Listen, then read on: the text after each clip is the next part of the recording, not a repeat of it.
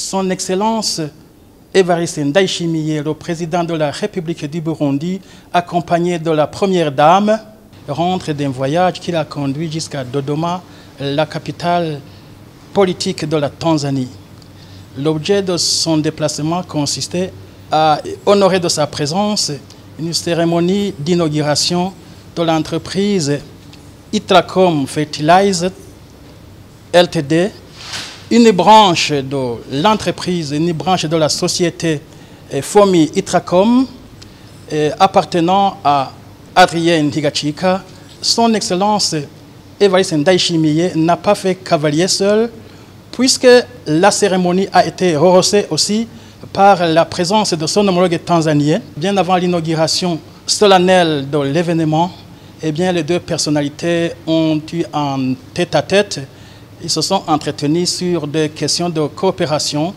Toujours comme prélude de cet événement, les deux personnalités, cette fois accompagnées de l'homme d'affaires Zilanotse, ont planté 3 arbres, un geste très symbolique qui manifeste que les 3 personnalités sont engagées à la protection de l'environnement. Dans les cérémonies proprement dites, Son Excellence le président de la République du Burundi a prononcé un discours, notamment revenu sur les relations économiques qui ont toujours caractérisé les deux pays, rappelant par exemple que les Burundais sont toujours partis en Tanzanie et vendre notamment des instruments en fer, par exemple les houes, et il revenait avec des denrées, par exemple l'ocel. Il a tenu aussi à rappeler que la coopération économique entre le Burundi et la Tanzanie remonte de 1962. Il n'a pas manqué de témoigner sa dette de reconnaissance à la Tanzanie qui a toujours eu sur son dos un lot de réfugiés burundais, des personnes qui fuyaient les différentes hostilités qui ont caractérisé le passé du Burundi.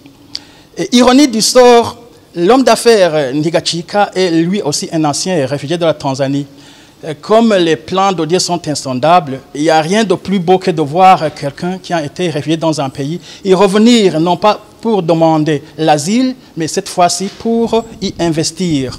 Toujours dans son allocution, le président de la République du Burundi, Son Excellence Evariste Ndayishimiye, a tenu à prodiguer des conseils à l'homme d'affaires et en lui rappelant de prendre conscience de son rôle d'ambassadeur économique du Burundi en Tanzanie, de prendre conscience du fait que son entreprise devient un nouveau pont entre le Burundi et la Tanzanie.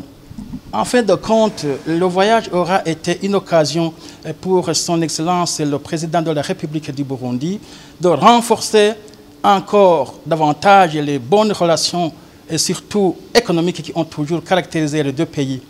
C'est aussi une occasion pour lancer un appel aux entrepreneurs burundais. C'est une occasion de montrer son engagement, de montrer son encouragement à l'entrepreneuriat burundais et pour leur dire qu'ils sont capables d'investir au Burundi, mais aussi dans la sous-région, voire au-delà.